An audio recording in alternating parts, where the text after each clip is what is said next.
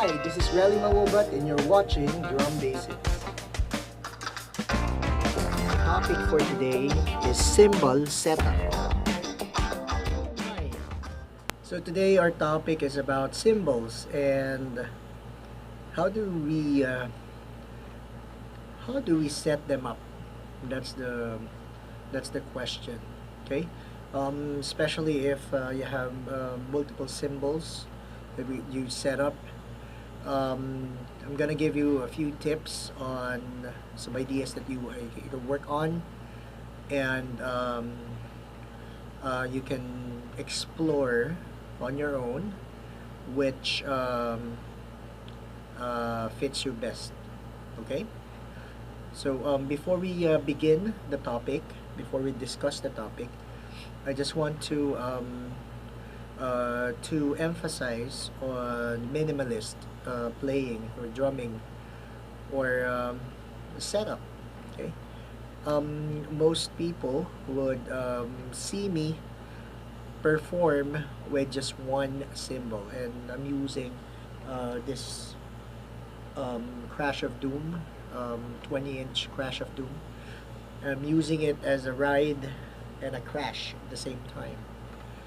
So when I play outside, I practice minimalist drumming because I want to make sure that I'm using my equipment efficiently, right?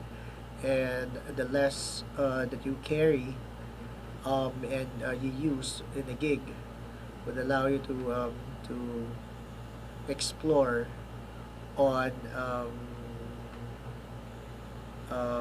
things that you can't imagine that you can do with just one cymbal. So it's an ongoing challenge for me up until now, and I'm really happy, and I'm experimenting on one cymbal on every gig for the meantime.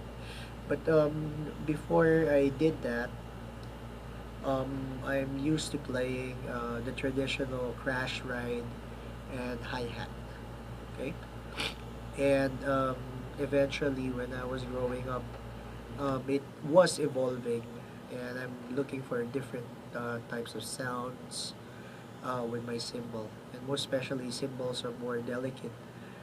Should I say it's I consider it delicate because should you play it a little bit louder or stronger than the usual, it just it's all over the place, and technically instead of you creating uh, melodic tones and using it efficiently and effectively towards a song, it became so loud that you can't control it, and it just ruins everything, right? It also is one of the reasons of complaints from your bandmates or from audiences or from the audience that um, um, that listens to you as a drummer. And in general, most people who goes to your gig and just enjoys music, they don't know the know-how of playing. They just can't understand why is it so noisy, and hitting the cymbals, and you not controlling them would create this noisiness that they're talking about. Okay, so let's begin with some tips that I could share, so you can manipulate the sounds of your cymbals, and technically how you would set them up so you'd have that leverage of control and awareness of how it does if it was set up like this. Okay, so let's talk about that right now. So let's begin with the basic setup. Technically, should you buy purchase a cymbal setup or a cymbal set in the music store, you normally get a 3-piece or a 4-piece, rather, a pair of the hi-hats, a ride, and a crash. Normally, or traditionally, it's a 16 crash, a 20-inch ride, and a 14-inch hi-hat. But nowadays, you can buy variations of the sizes and the types of cymbals out there. Right now, I've been using Siljan for quite some time now. It has been the first cymbal that I used. I've actually used different types of cymbals, but up until now, the Siljan brand, has satisfied me up until three decades of playing. So when I started choosing my cymbals up until now, when I became a pro and an educator. All right, so let's begin. Let's talk about a crash. Okay, so here, this is an 18-inch ride, K custom. It's a heavy cymbal. Okay, but I when I play, I'd like to ride on the left side. The reason being is because it's much closer to you, and should you need that crash accents towards the left, you can also crash them. Okay, and if you would notice, when we talked about setting up the drums on the last episode, all of my gear, the cymbal, the drum gear, the drum set that you're looking at right now, is below my shoulder, right? So the cymbals are also below my shoulder. It would not cover my eyesight. I can actually see everything on it. So the cymbals are the top layer of the set, right? Mid-range would be the toms and the snare, and the low end would be the bass drums and the floor. That's how I see it. So there's 3 levels of setups. Okay. Okay. Let's go back to the cymbals. All right. So make sure that your cymbals is technically lower than your shoulder. Your shoulder length lower than your shoulder length. Okay. This would allow you to use force without technically hurting yourself or tiring yourself of playing it for long periods of time. Okay, so that's the reason why. Right, it's the same that I actually discussed with the tops and the snare. We use gravity. We don't fight it. Okay, so the higher and the higher that you actually hit the cymbal, the stronger you get the sound out of it. Okay, so at this point, this particular ride, custom ride 18, okay, is the most loudest ride that I played.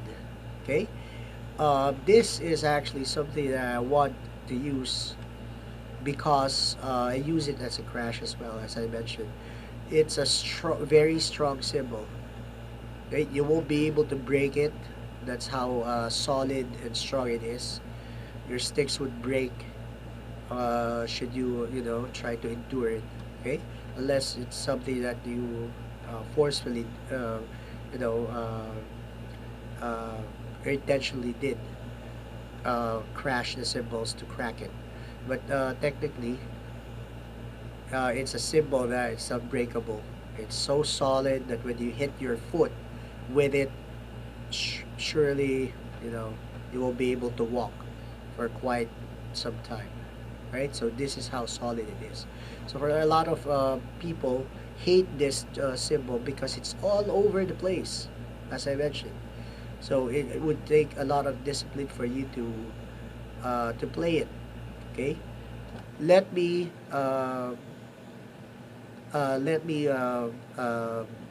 demonstrate. All right, so you can hear. So just hear it. It's not that really loud, right?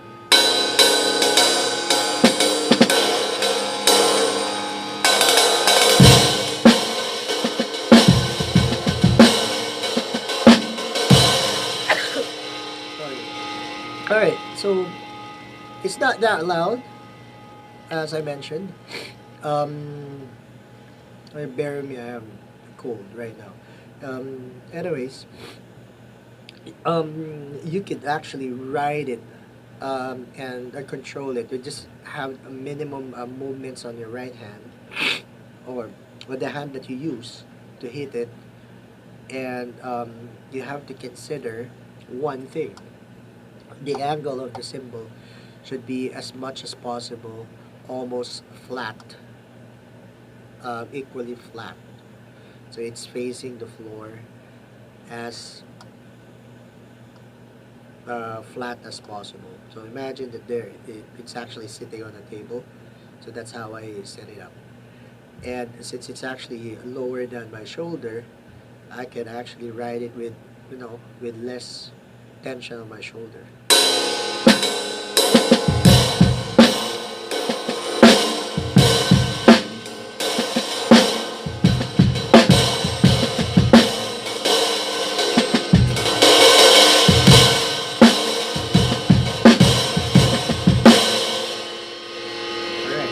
So, it would depend on your technique, on how you hit it, okay? But technically, that's how you control the cymbal. The movement of your arm and your hands and your wrist would identify the control that you're putting on that particular cymbal, okay? So, I'm just going to share this secret that I actually learned from the drummers that I actually watch. And one of those drummers is Benny Greb. And one of the reasons why I'm actually doing this video is because of the things that I want to share, want to get through people so that they could actually be aware of what's going on in the world of drumming. Okay, so the secret to this, right? So, since this is actually a cymbal that a lot of people hate, okay, because it's all over the place, right? What I did was I tuned this particular cymbal so that it's gonna be muted. Okay, how do you mute cymbals? Well, the most common way of muting cymbals right now is stacking. So technically, this particular cymbal is stacked. There's a ZHT splash, 10-inch splash under. And this actually allows me to mute the cymbal. Alright? So I'm gonna let you hear it again with that ZHT.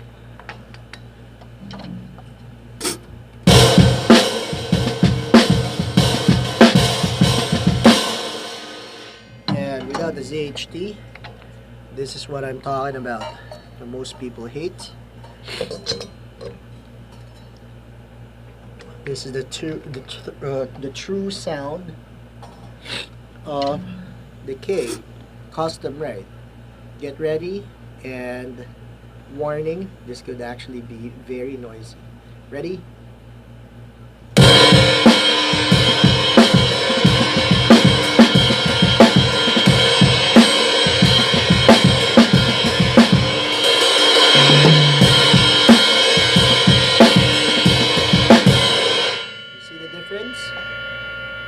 Big difference. Okay, so now let me demonstrate what I'm talking about of you controlling the sound of your cymbal, the volume, using your arm, your wrist, right, and your technique, okay, the movement of your hand. So I want to make sure that that particular cymbal is something that I can efficiently ride. Okay, so we avoid messing up, and we don't want to be all over the place. Okay, we don't want our bandmates to complain. So this is what you need to do.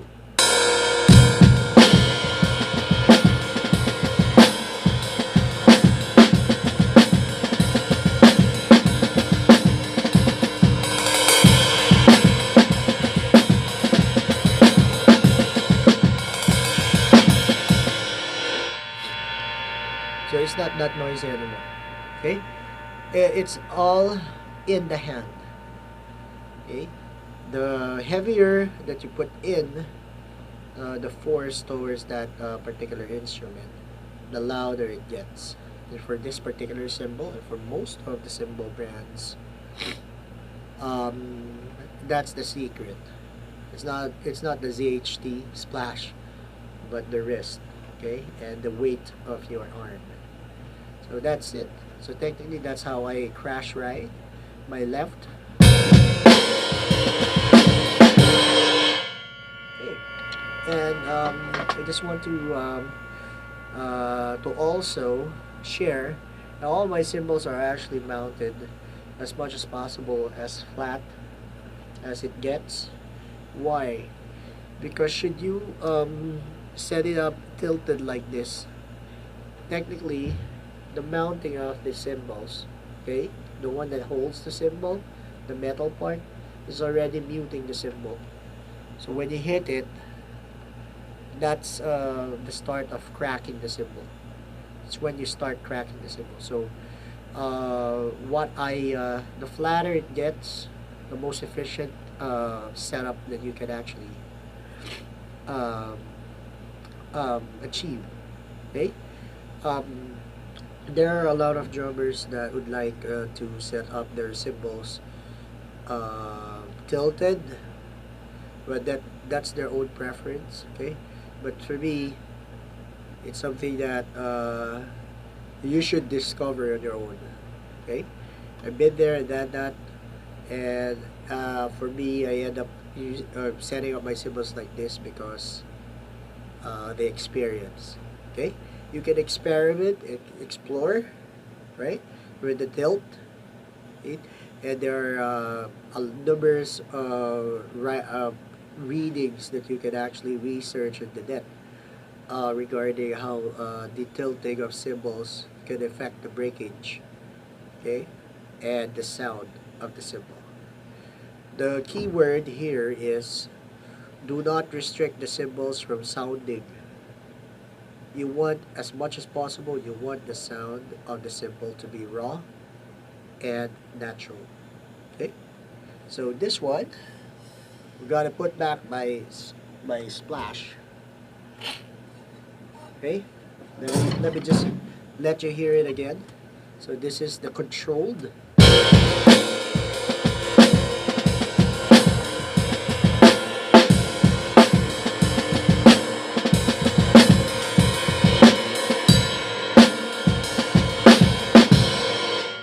This is the uncontrolled.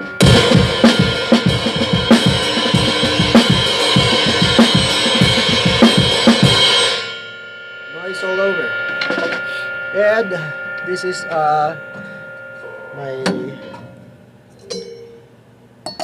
my lifeguard, should I say life vest.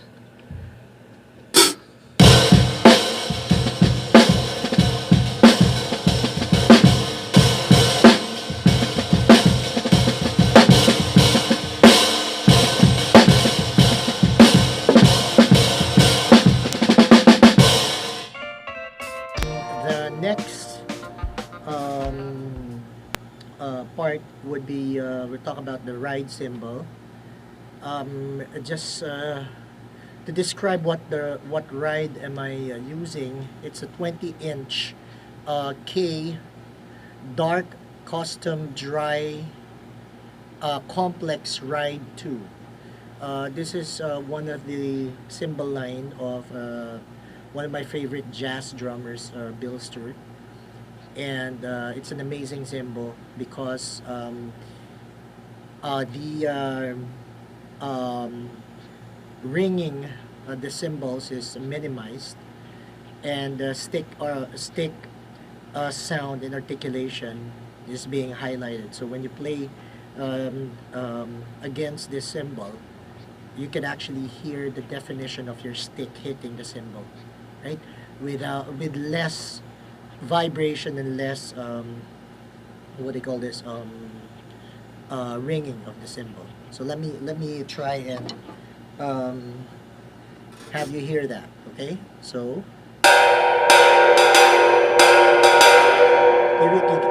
you can hear the ringing is almost dampened. Okay, so it doesn't ring that much. The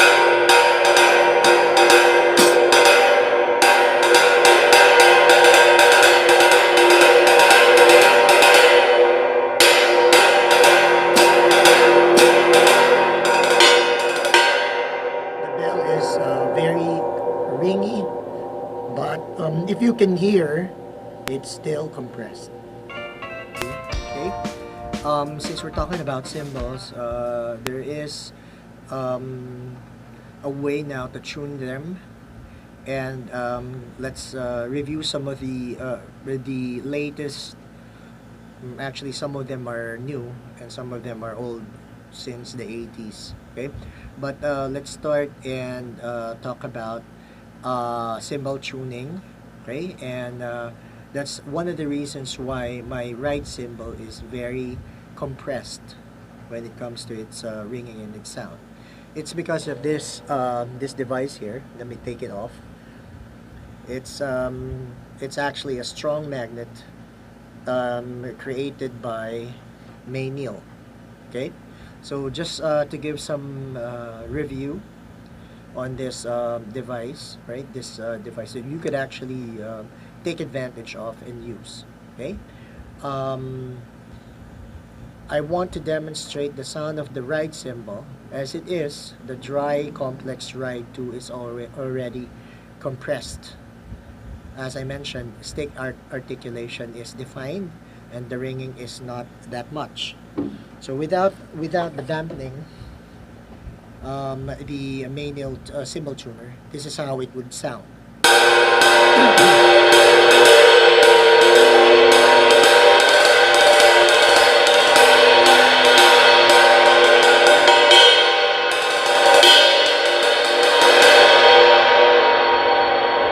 So you could actually hear the ring.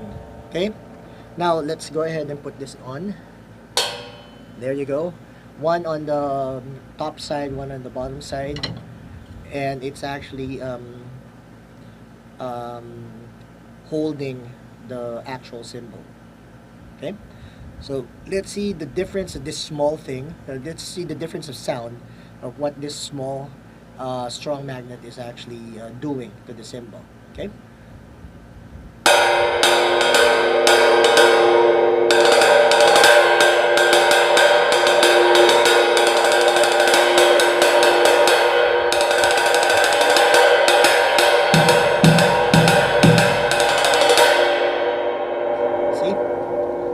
Basically, it dampens the cymbals and it sounds more compressed.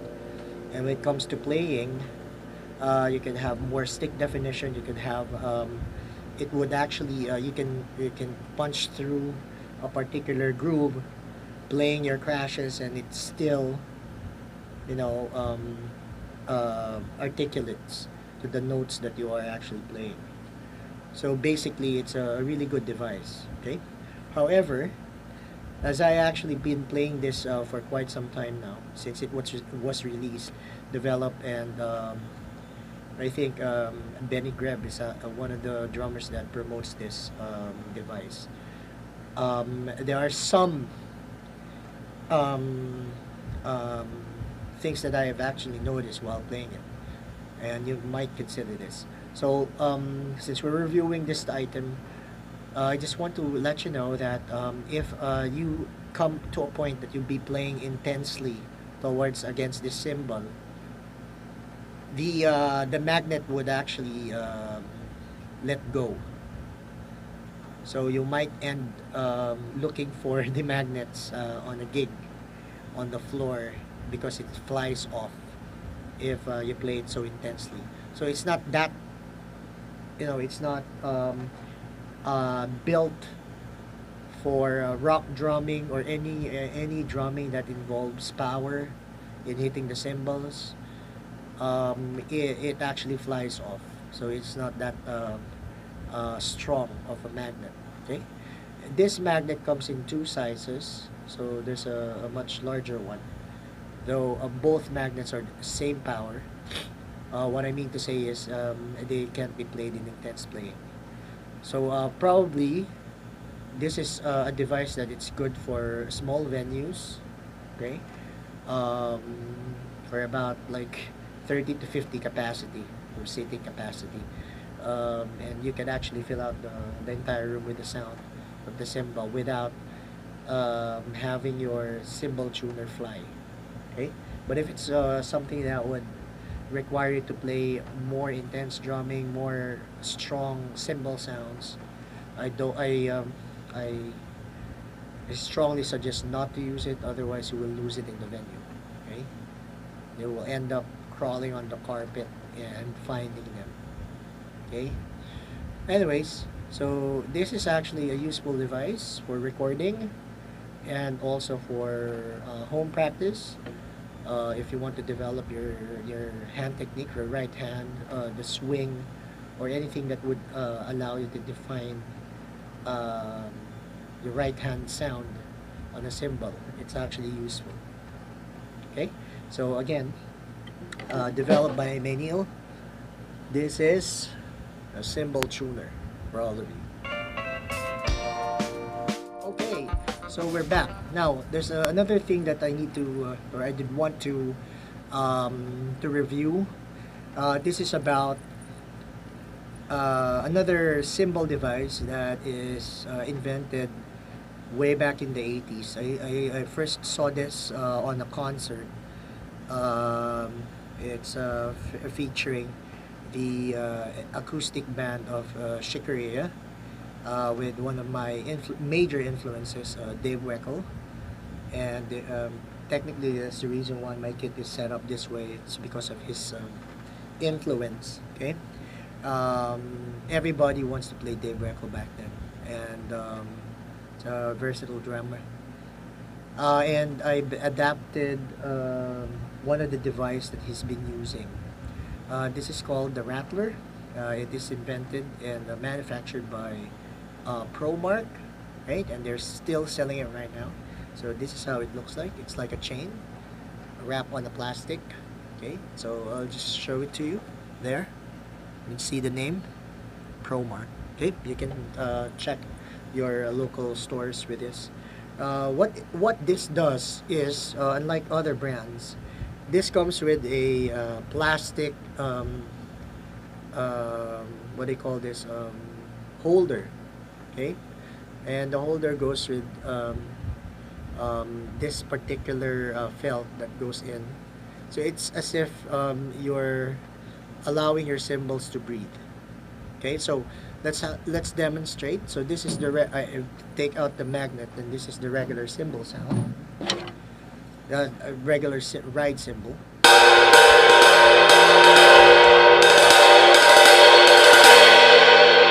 that's with an accent. Now let's go ahead and put this. Okay, so it fits right in there. It goes right in, right? It hangs like that, and you can actually use the regular swivel lock here. Okay, it goes right in, right? Nice and tight, but still loose, right? Doesn't restrict the cymbal. Now listen to the sound.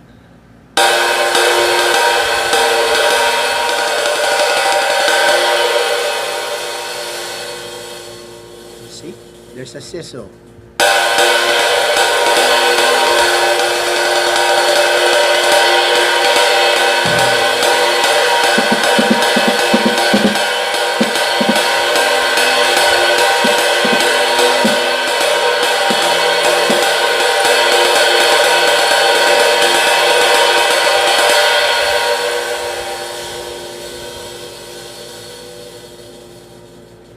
See, it's still sizzling. Okay, so this is a very useful device that you can actually apply towards all of your cymbal. The sound actually changes, okay, depending on the size of the cymbal. So let me put this back. Okay, Okay, this is a very useful item because it alters the sounds of your cymbal. Depending on the make of the cymbal, the trashy the cymbal is, the trashy sound of the cymbal, adding this sizzle to make it more trashy.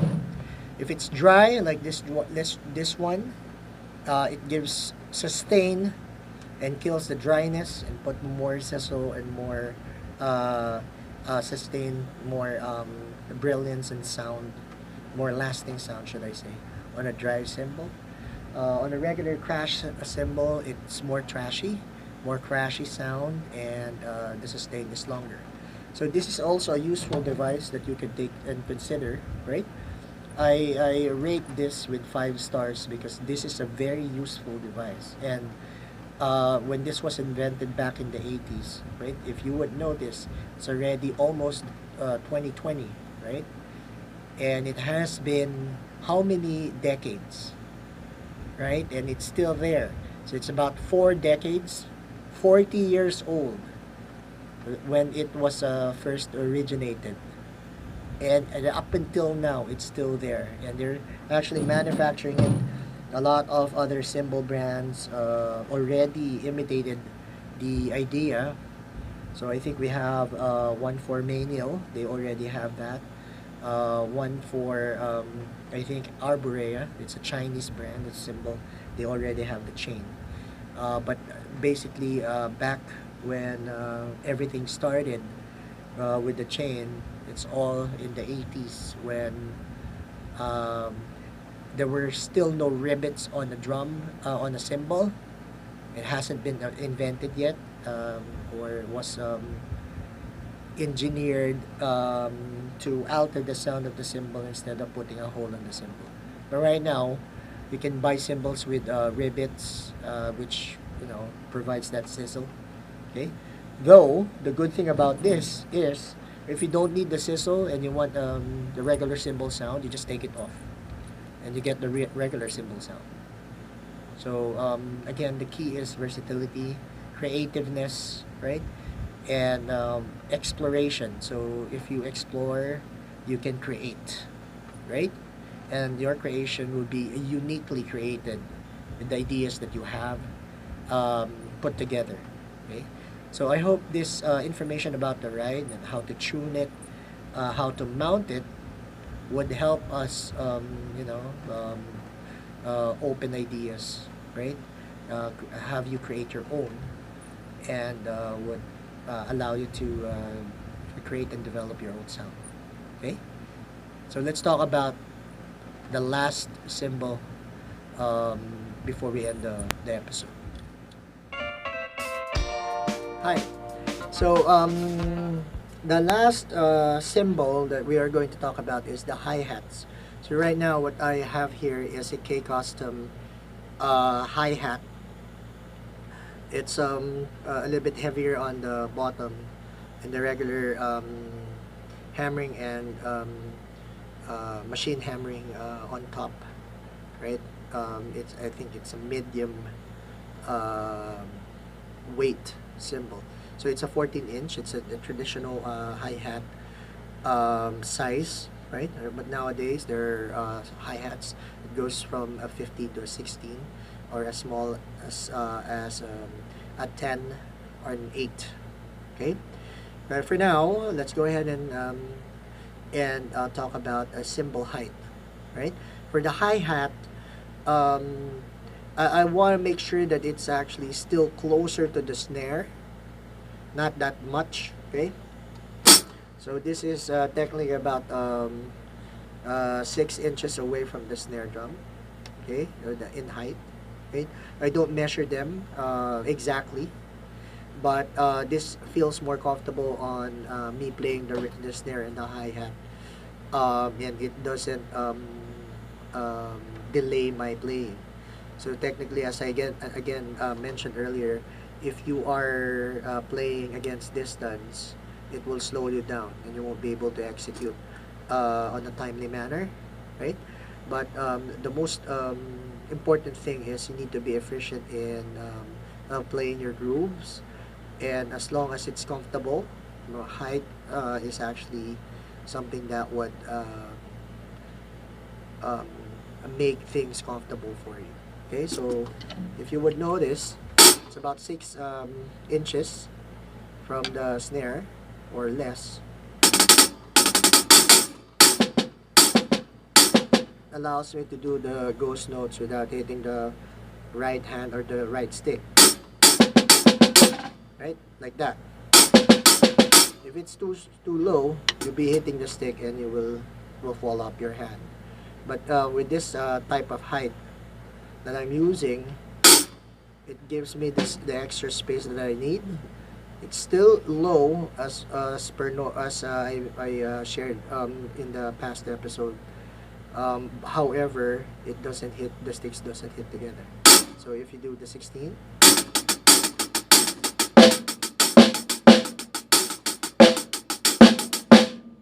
you don't have to travel that much. Okay, so at the important thing to consider here is the comfortability.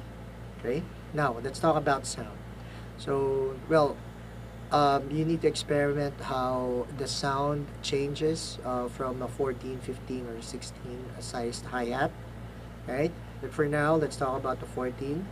Now, um, the the build of the cymbal also matters, as I mentioned. All other cymbals, that's how that's how the case is, right? For this particular cymbal, since there's a heavy cymbal at the bottom and a medium on the top, it identifies its sound, unique sound already.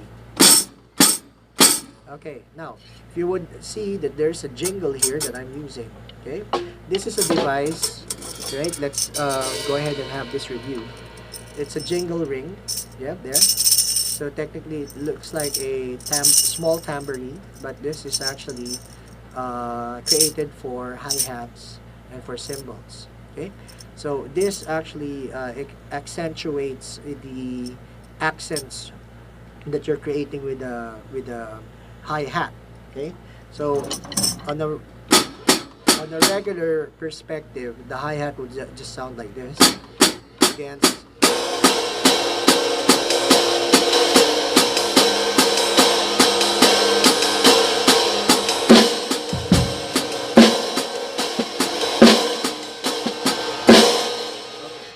So basically, when you hear it on a engineer's perspective, the the tone and the ringing of both cymbals would come up to a point that it would actually sustain against each other.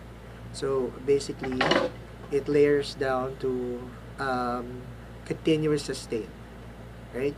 So with that said, and if you want to put a mark on those quarter notes, right? This is a device that you can actually use to let the quarter note be heard while doing that pattern. Okay, I'm gonna play it with this jingle ring and see the difference. So.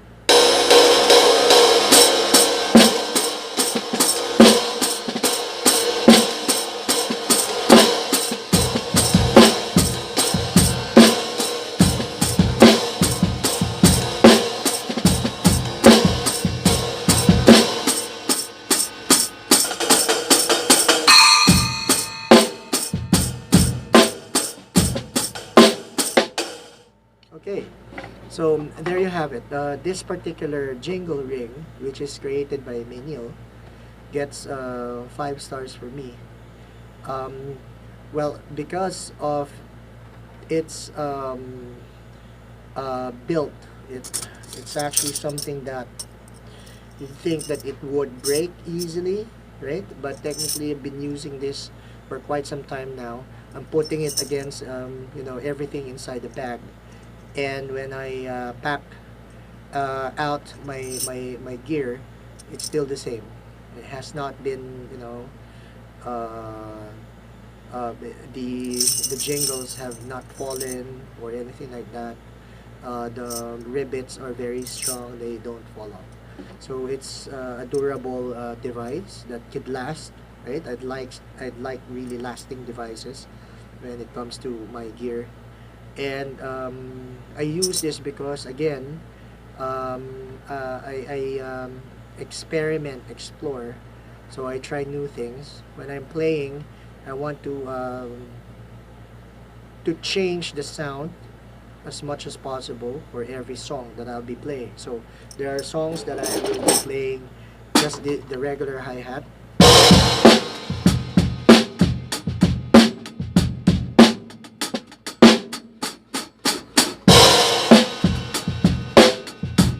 Okay.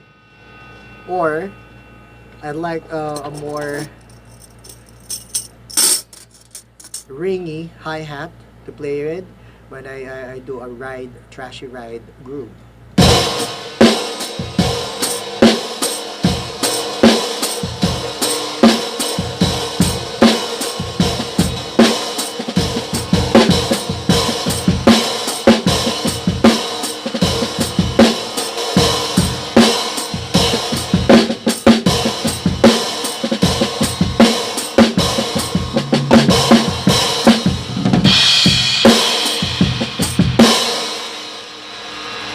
So with enough said, that's what my ideas of how to set up a hi-hat cymbal.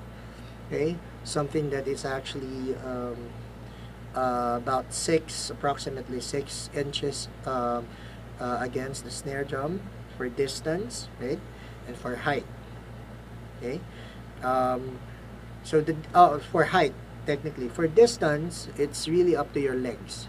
So if this you think the distance would actually be comfortable when you play it against the triangular sitting position that I actually had talked about back in episode 1, this would actually allow you more breathing area, right? And gives you more flexibility and comfortability when you're executing your grooves or your patterns. Okay, the manual jingle ring is one of the most useful devices for hi-hats that I actually discovered with manual. It's been developed, but now this is actually a device that is selling pancakes here, like selling pancakes here in Manila. If you go to the local store that sells this, it's almost gone all the time. So I purchased this outside the country, and I'm very thankful for my sponsors who actually gave this to me, right? And I'd really appreciate you taking time to listen to my thoughts about cymbal setup. The cymbal setup episode, I hope that you've had fun in watching this. I did, and I think this would actually be something very useful for you and for your drumming. Again, explore is the key, right? To create. So you need to explore things, right? So you can invent. Okay. Before we go, I just want to thank the BatCave studios here in Antipolo again, home of the Drum Ninja Music School, and also Drum Basics or Big Shoot that they can hear for all the episodes. Okay. For now, this is Relly Mangubat. You're watching Drum Basics, and so long.